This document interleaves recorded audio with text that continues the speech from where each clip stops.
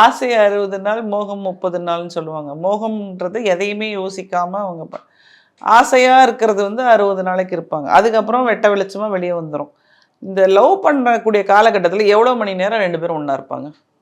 Completely not full day சொல்ல ஆ. முடியாது. ஒரு நாள்ல ஒரு ஃபியூ ஹவர்ஸ் இருப்பாங்க. பட் கல்யாணம் பண்ணிட்டா ஃபுல் டே ஒண்ணா ம். இருக்கிற மாரி மனித மனம் ஒரு குரங்கு. ஸோ மனிதன் வந்து இப்போ 1 மணி நேரம் மீட் பண்ணும்போது தன்னுடைய அனைத்து ப்ளஸ் பாயிண்ட்ஸ மட்டுமே வெளி வெளிய சொல்லுவான்.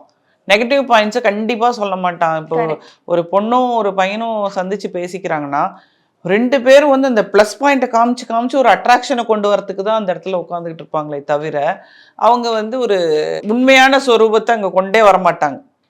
ஆனா இவங்க என்ன நினைச்சுவாங்க, "அப்பா நான் லவ் பண்ணேன். என்ன அவன நல்லா தெரியும்." அப்படின்னுவாங்க. அப்புறம் என்னன்னா, கல்யாணத்துக்கு முன்னாடியே மொத்தத்தையும் பேசிருவாங்க. நீங்க 60 வயசு வாழற வரைக்கும் இருக்கக்கூடிய அத்தன கதையும் இந்த கல்யாணத்துக்கு முன்னாடியே பேசிருவாங்க. கல்யாணம் பண்ணிட்டு என்ன பேசுறதுக்கு இருக்கு?